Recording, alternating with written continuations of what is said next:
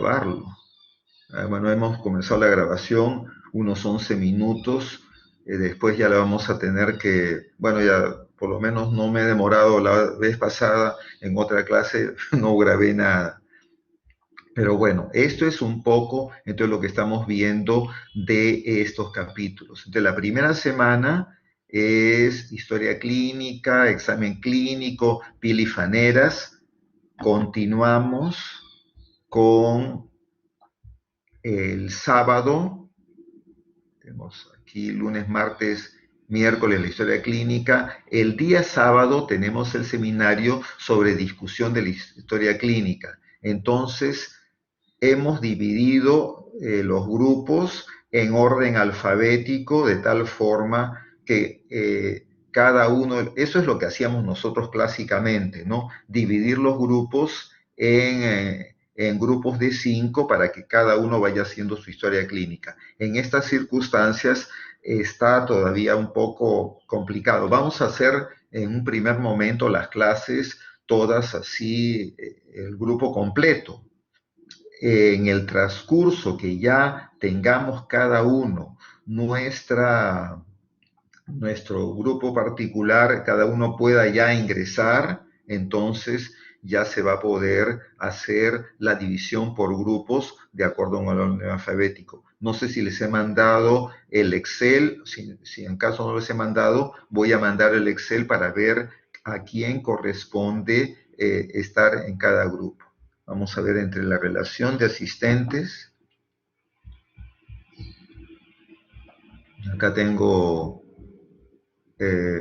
como moderador también está Dante Augusto Torres Vargas, pero bueno, está bienvenido.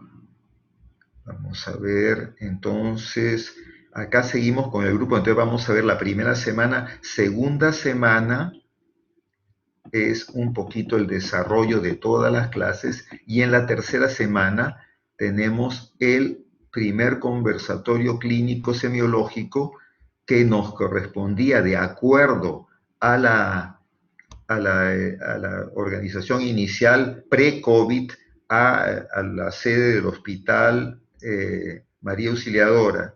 Ahora lo que se ha quedado es que cada sede va a hacer su conversatorio.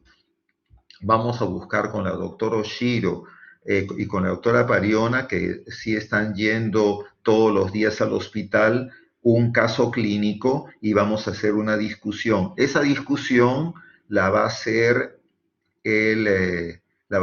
cada uno de los grupos. Eso todavía tenemos, eso es para el 23 de mayo, así que tenemos tiempo, una buena cantidad de tiempo para poder avanzar en eso.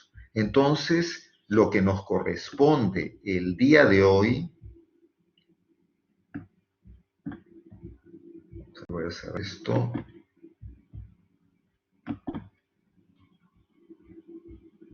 Bueno, esto estamos regresando.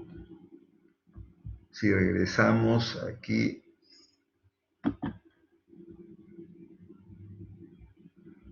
un poquito que se me ha perdido, pero ya bajamos aquí, vamos subiendo y entonces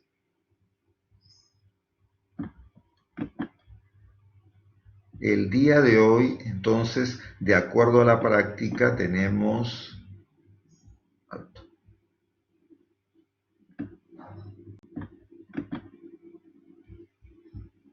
la historia clínica, ectoscopía, anamnesis.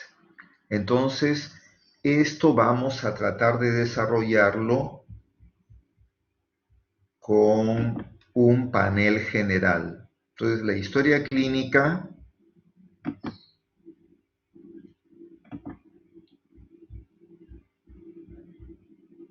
cerramos esto.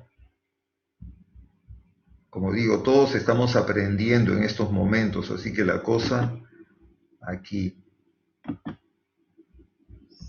Entonces acá en la pantalla de aplicaciones, ya, uno de estos, ¿cuál era?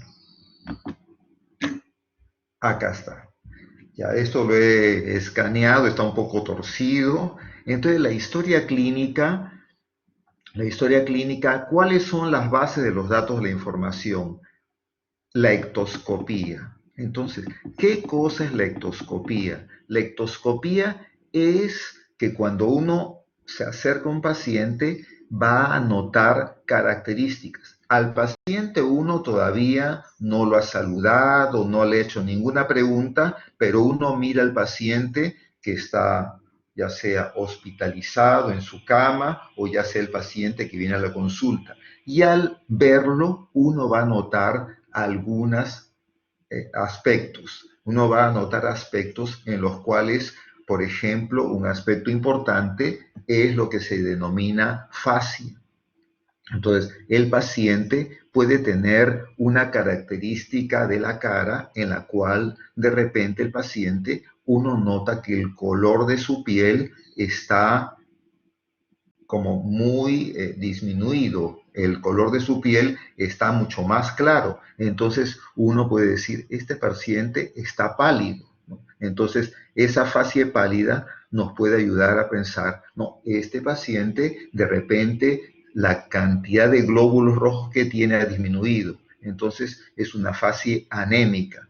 La ectoscopía, por ciertas características de la cara, nos puede ayudar. De repente el paciente es un paciente que tiene un edema o hinchazón, y entonces uno va a decir que el paciente tiene una fase edematosa. Entonces uno todavía no ha conversado nada con el paciente, pero uno ya está notando alguna característica que nos llama la atención. A eso le vamos a decir a la ectoscopía la fase. Y entonces la fase puede ver cambios en el color. Un aspecto también muy común es que de repente el paciente pueda tener un tinte amarillento. De repente las escleras, la boca y toda la cara y el cuerpo han tomado un tinte amarillento.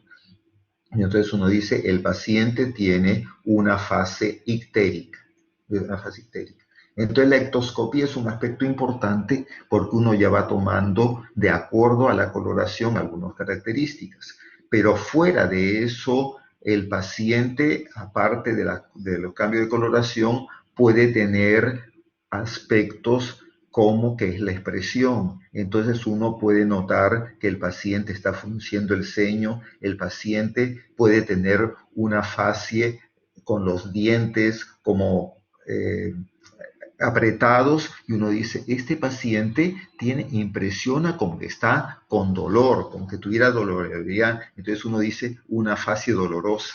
O el paciente se le nota que está de repente sumamente agitado, ansioso, y de repente uno puede decir, este paciente pues tiene una fase disneica. Entonces la ectoscopía nos puede dar características como el color, la expresión, de agitación, de dolor, etcétera, y también características generales, por ejemplo, en pacientes con enfermedades de tipo endocrinológica, uno de repente puede ver que el paciente tiene los ojos muy protruidos y entonces uno dice, este paciente tiene esoftalmos. Entonces, en las enfermedades con hipertiroidismo, la hiperfunción de la tiroides hace que los ojos estén prominentes y el paciente puede tener lo denominado esoftalmos.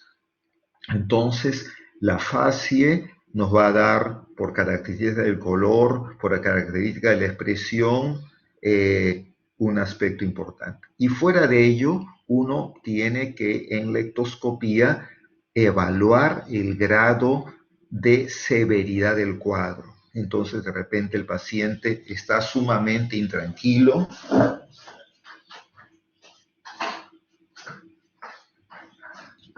Salí un ratito para traer acá una hojita, sumamente intranquilo, y el paciente uno lo nota que de repente está en una posición incómoda como es la de estar sentado, y entonces el paciente, uno dice, este paciente está grave. Entonces a la ectoscopía generalmente uno va a poner, cuando uno recién empieza la historia, paciente, las características exteriores, que nos indican si es varón o mujer. Sabemos que a veces hay variaciones, pero paciente varón de aproximadamente uno trata de intuir la edad que tiene, ¿no?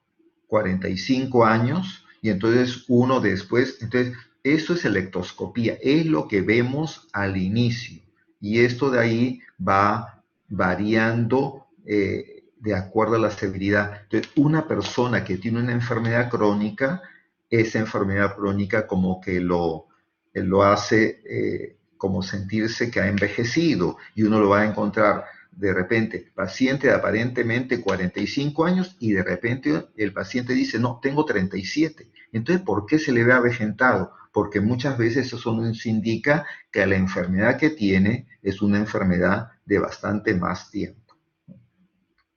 Entonces, la ectoscopía es un aspecto importante. Esto solamente es la visión al momento que uno lo ve, es decir, cuando todavía uno no ha hecho la interrogación, el interrogatorio, y entonces esa es la ectoscopía. Facie, estado de gravedad y características generales. Por ejemplo, si está con viendo venosa, si de repente está unido en ventilador, entonces uno pone paciente varón de 30, aparente 45 años, con facie pálida, agitado y que se encuentra unido o está con viento venosa y un ventilador. Y entonces eso es lo que uno va a la ectoscopía. Indudablemente, si ya están en un ventilador, ahí tenemos la anamnesis, ¿no? Y la anamnesis obviamente no va a ser una anamnesis directa, porque estos pacientes no van a poder comunicarse con uno. Entonces eso va a ser una anamnesis indirecta.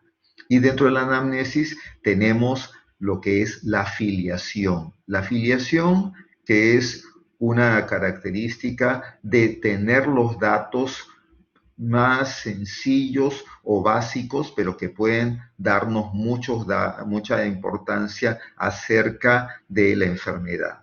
Vamos a ver si subiendo un poquito más, esto es todo el examen general. Vamos a pasar a la siguiente, no, esta de aquí, ya, esto de aquí es un poquito más desarrollado. Entonces tenemos aquí la ectoscopía, es la primera observación e impresión que se tiene al paciente, debiéndose tener en cuenta el estado de gravedad, la edad aparente y signos destacados, ictericia, palidez, disnea, ¿no? Entonces, algunos pacientes no hay nada que tiene importancia, pero otros pacientes sí hay que tener la importancia, ¿no? Después, la anamnesis, como estamos viendo, constituye una parte básica en la estructuración de una buena historia clínica, por lo que uno, bueno, acá dice, tiene que ser muy acucioso. El paciente muchas veces dice menos de lo que siente. Entonces, uno le pregunta algún dato y el paciente tiende a no dar todos los datos. Por eso es que uno tiene que ser acucioso, tiene que hacer una serie de preguntas y repreguntas para que la anamnesis sea exitosa. Y la anamnesis puede ser directa cuando la información es directamente del paciente o es indirecta cuando se hace por intermedio de un informante. Eso se hace en un paciente que está muy grave o en coma. O puede haber también lo que llaman una anamnesis mixta, en la cual, por ejemplo, en una persona que es quechua hablante o una persona que tiene problemas de fonación, entonces el paciente puede dar alguna cosa, puede dar algún dato y el familiar como que complementa. Entonces el tipo de anamnesis es indirecta cuando todo el interrogatorio se hace a través de una persona y no a través del paciente, un familiar generalmente. La anamnesis directa es cuando se hace directamente con el paciente y la anamnesis mixta es una mezcla de algunos datos que da el paciente y uno los corrobora con el familiar. Siempre tratar que el familiar sea la persona que vive cerca de lo que es el paciente, porque a veces viene un familiar que no vive con ellos, eso ocurre muy frecuentemente. se acercó a la casa su hijo que no lo había hace 6 meses y entonces ve al paciente que está muy, uy, pero estás bien adelgazado, no, te vienes al hospital y cuando viene con el paciente no sabe bien lo que ha pasado. Lo trajo al hospital, pero no sabe bien. Siempre es mejor preguntar, ¿pero quién vive con él? Y esa persona que vive con él es al que uno le hace la anamnesis indirecta, ¿no?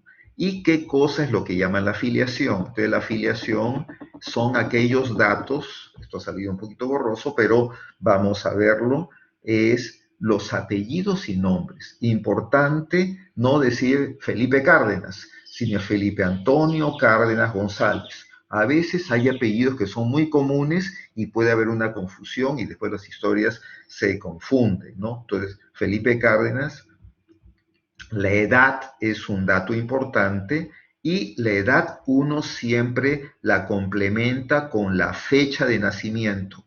En las personas de mayor edad, personas de 70, 80 años, es muy fácil que la persona se confunda y no dé su edad exacta.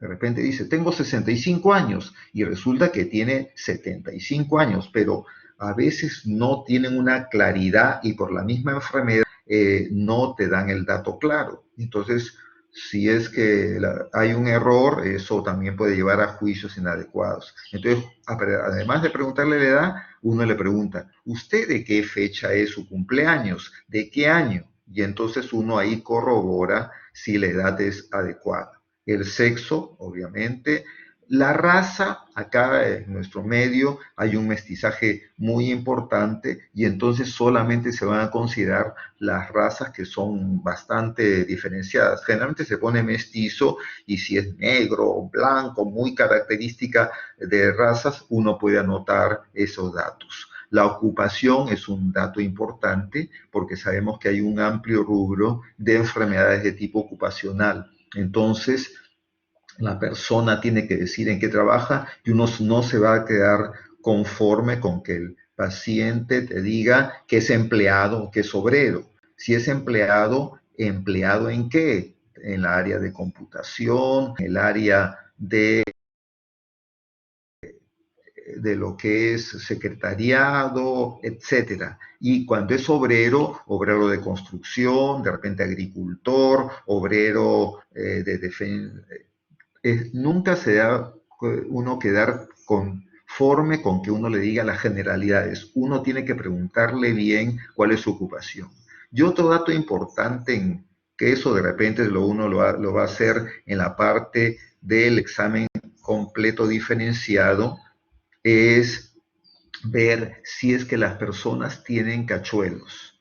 Acá en nuestro medio, el conseguir dinero hace que las personas puedan tener muchas ocupaciones y de repente esta persona que trabaja en una empresa en sus horarios de 6 horas, 8 horas, sale y de ahí comienza a recoger plásticos o comienza a vender algún otro tipo de cosas, se pone a vender caramelos o cosas que prepara su esposa y ese cachuelo también es importante porque ahí podemos determinar algún tipo de enfermedad. Yo recuerdo de pacientes que era una persona que trabajaba en un hospital, pero terminaba de trabajar en el hospital y en las tardes recogía y compraba baterías, esas baterías viejas y las revendía. Y las baterías antiguas tenían una cantidad importante de plomo y esta persona la fundía y al final este paciente tuvo una enfermedad por intoxicación por plomo y nosotros no podíamos identificar qué cosa es lo que ocurría hasta que un paciente, un familiar conversó que también, que su cachuelo y nos enteramos así en forma, se puede decir, circunstancial. Pero entonces uno siempre tiene que preguntar la ocupación y además si hace algún otro tipo de actividad aparte de su ocupación principal. El estado civil también es un dato importante desde el punto de vista de la tranquilidad familiar, ¿no? El estado civil soltero, casado, conviviente, viudo, divorciado, son importantes para ver el sustento que tiene la persona y las características de tranquilidad familiar que pueden haber. Grado de instrucción es un aspecto muy importante, desde la persona que es analfabeto hasta la persona que tiene una instrucción superior. La religión también hay que ver que hay características de cada religión que hacen que puedan tener dietas o hábitos totalmente diferentes. Otro aspecto importante es el idioma materno, es decir, ¿cuál es el idioma materno? El idioma que aprendieron. Por ejemplo, en nuestra ciudad hay un buen porcentaje de personas que han venido de la sierra y inicialmente era quechua hablantes y de repente en los primeros años aprendieron primero el quechua y después, una vez que han ido al colegio o por las características de la ciudad, han aprendido el castellano. Entonces, saber cuál es el idioma que utilizan mejor. Y el lugar de nacimiento también, ¿no? Es importante saber la persona, el lugar de nacimiento, qué datos nos puede dar con respecto a unas enfermedades que pueden ser propias del lugar de nacimiento. Por ejemplo, la persona puede tener 45 años de edad, vivir en Lima, pero desde hace 5 años está en Lima y entonces ha vivido 40 años en una zona que puede tener alguna enfermedad típica característica.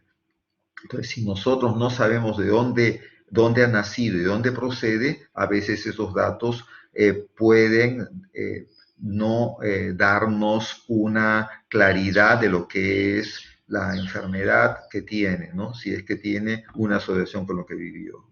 Entonces aquí vemos lugar de nacimiento, lugar de procedencia, tiempo en el lugar de procedencia.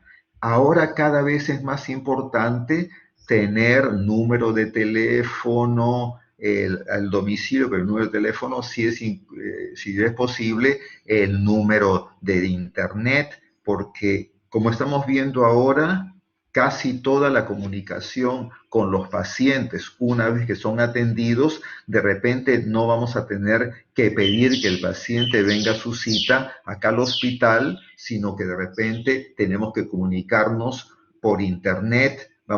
La telemedicina es una actividad que va a crecer muchísimo en este tiempo.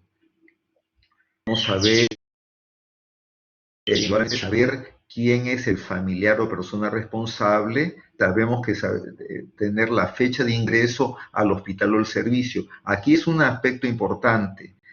La enfermedad vamos a considerarla desde el momento que el paciente ingresa al hospital. En la actualidad, los pacientes están ingresando por emergencia, a veces se quedan 2 o 3 días en emergencia y de ahí suben al piso. Entonces, se considera la fecha que ingresó al hospital, de repente estuvo 2 o 3 días en emergencia y de ahí pasa al piso. Entonces uno le pregunta la enfermedad cuándo empezó. Empezó 7 días antes de ingresar al hospital. Entonces, aunque estemos haciendo la fecha del servicio, por decir, hoy día 4 de mayo, pero el paciente ingresó al hospital el 1 de mayo y su enfermedad empezó el 25 de abril. Entonces, del 25 de abril al 1 de mayo son 5 días, 25, 26, 27, 28, 29, son 6 días, 7 días. Entonces, vamos a ver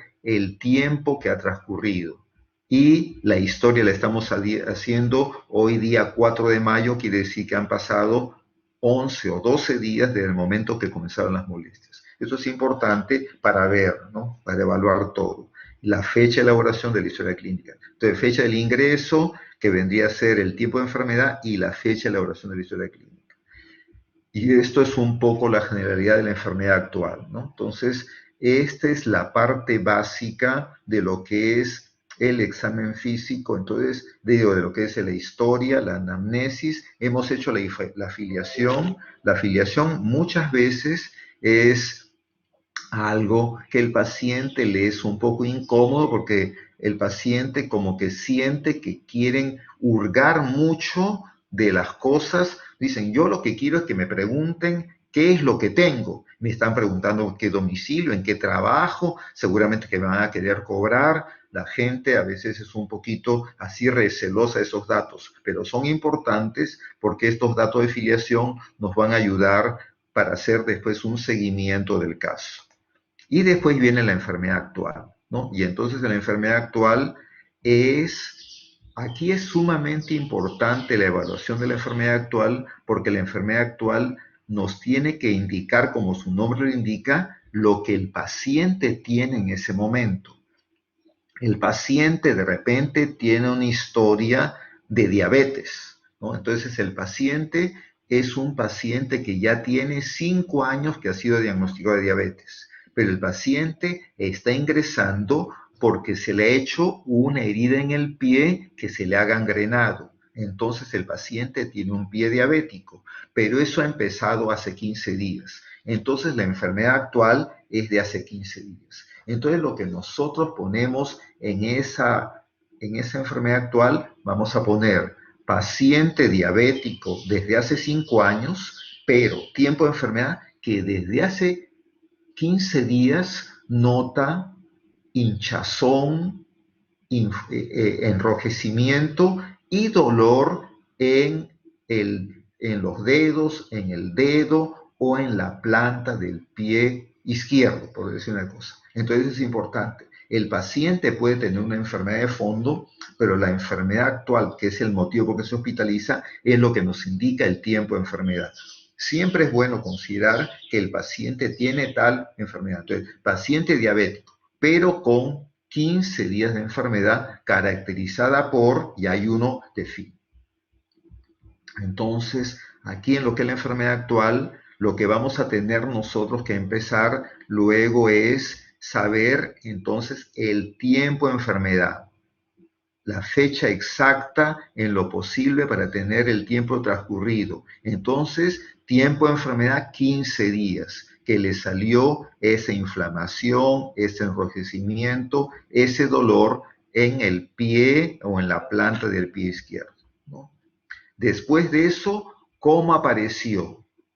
Inicio brusco, de repente le apareció o fue poco a poco. Sintió que se fue hinchando, sintió que fue cambiando de color y apareció el dolor. Generalmente entonces puede ser un inicio insidioso, poco a poco, o puede ser un inicio de brusco y de repente. El paciente estaba muy bien y de repente siente un dolor en la epigastrio y viene un dolor en la fosa ilíaca derecha. Entonces puede ser un inicio brusco o insidioso. El paciente estaba muy bien y de repente se le paralizó medio cuerpo y entonces hizo una hemiplegia, un accidente vascular, bruscamente. El curso de la enfermedad, ¿cómo es el curso de la enfermedad? Entonces, el curso de la enfermedad puede ser que ha ido avanzando, comenzó primero con una pequeña hinchazón, luego de eso hubo una inflamación, luego de eso hubo un envejecimiento, luego de eso apareció el dolor. Entonces es un curso progresivo. En estos 15 días la cosa ha ido evolucionando tanto que apareció fiebre, el paciente apareció con malestar, ha ido progresando, lo que hace que el paciente tenga que hospitalizarse. O el curso es intermitente, ¿no? De repente el paciente refiere que tiene un cuadro que le viene un dolor tipo cólico y está muy tranquilo o tranquila y de repente a la semana le vuelve a aparecer. Entonces está muy bien, hace 4 meses que está con estas molestias y esas molestias le vienen de vez en cuando. Nota que cuando come alimentos grasosos le viene el cólico, deja de comer, está con dieta y se siente bien y de repente se olvida, come alimentos grasosos y le viene. Entonces es un curso intermitente de hace 4 meses. O el curso es estacionario. Entonces le vino la hinchazón y ese hinchazón que tiene la pierna ahora se ha quedado ahí. Entonces ni ha avanzado ni ha regresado. O de repente el curso es regresivo, ¿no? porque a veces tenemos los pacientes que ya nosotros al momento de hacer el interrogatorio ya están con tratamiento y entonces el paciente está mejorando y eso después uno lo tiene como que mencionar. Entonces tenemos que la parte de enfermedad actual, aspectos importantes es saber bien, precisar el tiempo de enfermedad, cómo se inició, cómo ha sido el curso de la enfermedad y siempre cuáles son los síntomas importantes, porque no vamos a hacer en una relación de todo lo que tiene, sino que básicamente el paciente viene por dolor, tumefacción y eritema. Se hinchó, duele y se puso rojo. Entonces esos son los síntomas principales. Si aparte de eso ha tenido algún otro aspecto, como que le arde un poquito la pierna, de repente son síntomas secundarios, pero uno siempre tiene que referirse a los síntomas principales. Y en el relato de los síntomas tiene que ser en lo posible un relato de tipo cronológico. El paciente tiene que indicar, porque el paciente generalmente a uno le cuenta lo que tiene en el momento. Como el paciente empezó sus síntomas hace 15 días, ya un poco se ha olvidado de eso. ¿Y qué cosa es lo que nos menciona? El paciente nos menciona, ahora estoy que me late el dedo, me está hincando, pero se ha olvidado. Entonces uno siempre debe decir, ¿cómo fue? Hace 15 días, ¿cómo aparecieron los síntomas? Y el paciente va refiriendo que sintió que el zapato como que le ajustaba y al momento de sacar el zapato sintió que el pie, el dedo o la planta se había hinchado. En el transcurso de las horas notó que se había puesto un poquito rojo y al palparlo notó que estaba caliente. Luego, al día siguiente, hace 14 días, ha notado que hay dolor y de repente puede mencionar que hace 10 días a estas molestias se le añade sensación de calentura o alza térmica. Cuando el paciente dice que tiene calentura térmica, uno siempre se le pregunta, ¿se tomó la temperatura? ¿Tuvo fiebre? ¿Tuvo escalofríos? Y eso es un dato importante añadir. Entonces, los síntomas principales y el relato, hacer el relato cronológico de todo lo que tiene. Entonces, esta parte inicial es una parte en la cual tenemos estos datos que son importantes, ¿no? Esta es la clave de lo que es el examen físico y lo que es, la anamnesis.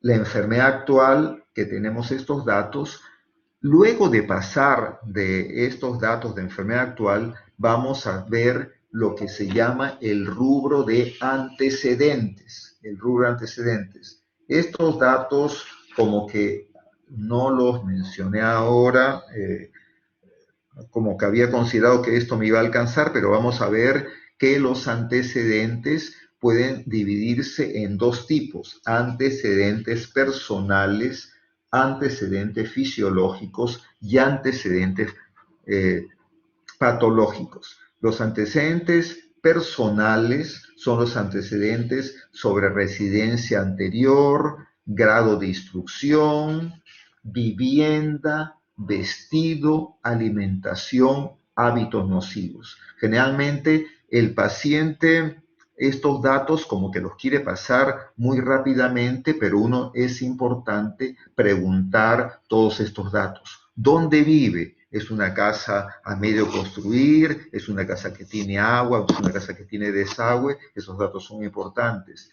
El vestido, es decir, que la ropa es una ropa de un solo uso, la lava, las mudas, el tipo de alimentación. Entonces, ahí ponemos el paciente que es diabético, resulta que está comiendo de todo o está haciendo una dieta especial para diabético, hábitos nocivos, de repente algún tipo de medicamento que toma sin prescripción médica, también medicamentos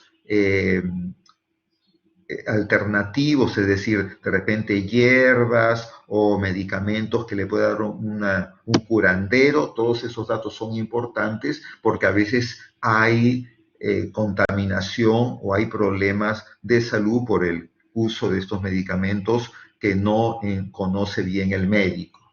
Esos datos de antecedentes son datos importantes para complementar. Entonces, primero hemos hecho la enfermedad actual, después una parte de antecedentes, que son antecedentes generales, después tenemos lo que son antecedentes fisiológicos, como cómo ha sido el nacimiento, el parto, cómo ha sido su crecimiento, el desarrollo, tanto físico como psíquico, y de ahí viene la parte de antecedentes. ¿Qué enfermedades ha tenido? Y esto es una cosa importante, porque los pacientes muchas veces se olvidan de las enfermedades que han tenido. Y uno cuando está examinando, de repente el paciente dice, no, no he tenido nada. Y uno lo examina y vemos que tiene una cicatriz de que lo operaron del apéndice o una cicatriz de que lo operaron la vesícula. Y cuando le pregunta, sí, me olvidé. Entonces, siempre es importante preguntarle, ¿usted alguna vez ha sido hospitalizado? ¿Usted alguna vez ha tenido alguna operación? Y se le pregunta sobre enfermedades que puede haber tenido, hospitalizaciones, vacunaciones, si ha tenido un accidente y qué secuela le ha dejado. Y otro aspecto que también es importante en la historia es saber los antecedentes familiares. Por ejemplo, ahora con esto de la pandemia del COVID, sabemos cómo el contacto con las personas cercanas son las que están llevando a esta infección, ¿no? Entonces, los antecedentes familiares son importantes, o también saber, el paciente no sabe, pero de repente vive de una familia diabética, y entonces el paciente no sabe que es diabético, pero esta hinchazón del dedo con esta inflamación puede ser la aparición inicial de un síntoma. No todos los diabéticos empiezan teniendo polidipsia, poliuria, polifagia, sino que el paciente diabético puede desarrollar con una complicación, puede desarrollar con un problema de esta inflamación, una infección urinaria, etc. Pero si uno le pregunta y me dice, sí, en la familia hay varios diabéticos, tengo un hermano diabético, mi mamá fue diabética, mi abuelita también, entonces eso nos puede ayudar en forma importante, ¿no? Y saber estos datos familiares son un dato general. Esto de aquí, que es algo así tan sucinto, que en menos de una hora lo he mencionado, realmente es la espina vertebral de todo lo que es el interrogatorio para hacer un adecuado diagnóstico. Haciendo o tomando los datos de esto, eso va a ser importante para poder hacer una adecuada historia, ¿no? Esto va a ser importante para hacer una adecuada historia y para poder llegar a tener una historia general. Entonces, lo hemos hecho en forma sumamente panorámica, ¿no? Aquí quiero a ver si es que tenemos preguntas. Voy a ver, vamos a ver acá cómo nos manejamos. Acá en lo que son, acá podemos alguien que pueda levantar la mano o hacer con chat. Y vemos ahí si es que hay alguna pregunta. Vamos a ver cómo estamos. Entonces, en resumen, estamos empezando el curso de forma virtual. Por lo menos hemos tenido el encuentro con 12 asistentes. Hay un grupo que no han podido ingresar, aparentemente no han tenido la posibilidad porque la invitación no les ha permitido entrar al aula. Eso lo estamos manejando tanto con los otros médicos. Yo el día de mañana, como yo estoy aquí como moderador, de repente mañana el doctor Suárez y el día miércoles la doctora Pariona van a hacer la clase y van a aparecer de repente con mi nombre, porque vamos a tratar de hacer una rotación. De todas maneras, lo que voy a hacer ahora es que les voy a dejar como una tarea. vamos a hacer unas preguntas de un poco del examen general y vamos a dejar una tarea, eso se va a mandar a sus correos en lo sucesivo. Todavía estamos manejando, pero vamos a ver acá, hay una parte que es sondeos y vamos a hacer algunas preguntas, ¿no? Esta parte de sondeos, pero eso va a ser posterior. Estamos todavía familiarizándonos con una serie de datos. Estos sondeos van a ser de repente durante la práctica para que la práctica sea una práctica más activa o interactiva. Lo primero que tenemos que solucionar es que todos podamos entrar a la clase teórica. Yo acá esta clase la estoy dejando grabada, no es solamente una clase introductoria, no ha habido tantas gráficas, realmente, como digo, estamos aprendiendo todos para poder comunicarnos mejor. Con el doctor Suárez, la doctora Pariona y el doctor Oshiro vamos a coordinar para ver todo esto. Hay un grupo de seminario, mañana martes vemos el seminario del día sábado, cómo lo vamos a desarrollar para que cada uno de ustedes participe. Yo si es que prendo aquí, pongamos, acá tenemos a Alexandra de Rosario y la convertir en moderadora y Alexandra de Rosario puede participar si es que quisiera, ¿no? Así también vamos a la quitamos de convertir, no sé, ya la convertimos, ya se quedó ahí, pero bueno, vamos a ver, ¿no? La vamos a pasar acá después a participante, la quitamos de moderador, pero así vamos a tener, cada uno puede en algún momento participar en la reunión. Entonces, estamos quedando que vamos a hacer preguntas, que mañana va a ser la clase de examen físico. Voy a hacer las coordinaciones para que el doctor Suárez haga la clase. Si es que no es posible que la haga, le voy a dar mi clave para que va a salir seguramente mi nombre, pero le va a dar el doctor Suárez. Si es que no es posible eso, yo mañana estoy también haciendo las prácticas y voy a hablar con la doctora Vilma Herencia, así como el doctor Díaz, para que todos ingresen, porque sí, hay definitivamente un grupo que no ha podido ingresar. Esto sería entonces en general. Entonces, ¿en qué quedamos ahora? Van a tener su clase teórica en la tarde. Yo les voy a mandar a su correo algunas preguntas de lo que es la historia y algunas preguntas del interrogatorio. Y entonces eso me lo pueden devolver a mi correo o mañana en lo que es el sondeo, les voy a hacer preguntas o voy a dejarlas a los doctores que estén para averiguar si es que han desarrollado eso de las preguntas. Bueno, muchas gracias por haber estado acá presentes. Nos alcanza mucho más tiempo. Todavía como que la práctica sería de 2 horas, pero estamos todavía en lo que es hacer la preparación. Tenemos que hacer los escaneados de las clases prácticas. Lamentablemente no estamos teniendo el paciente en vivo y en directo, pero esto es algo, como digo, que en todos los hospitales va a demorar por lo menos hasta el mes de julio. Mayo y junio van a ser todas las clases de este punto de vista, porque es muy complicado que habiendo tantos pacientes con COVID puedan ir ustedes a los hospitales. Y cuando vayamos a los hospitales con todos los medios de cuidado, los grupos van a tener que ser divididos de 2 en 2. Si son 5, claro, 2 y 3. Y un día, por decir, lunes, miércoles y viernes, va a ir un grupo a hacer sus prácticas y martes, jueves y sábado otro grupo de prácticas. Y los que se quedan, vamos a dejarles tareas para que hagan la evaluación virtual. Muy bien, entonces quedamos que mañana entre las 8 y las 10 vamos a hacer la práctica. Voy a ver cómo nos distribuimos. De repente cada uno de los médicos hace una pequeña exposición de media hora. Vamos a ver cómo lo hacemos la parte más dinámica. Tenemos que hacer ahora tantes como ayudas audiovisuales para que esto sea más dinámico. Entonces, estén atentos a que les voy a enviar a cada uno de sus correos algunas preguntas para que desarrollen.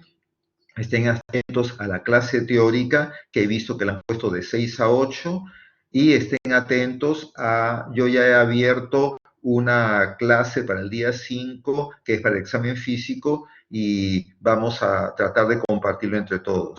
Vamos a tratar de solucionar los alumnos que lamentablemente no han podido ingresar a esta aula virtual. Vamos a ver cómo se soluciona. Muy bien, entonces hasta mañana y cualquier cosa me pueden mandar correos de todas las dudas y todos los problemas que se hayan tenido. Hasta mañana, nos vemos.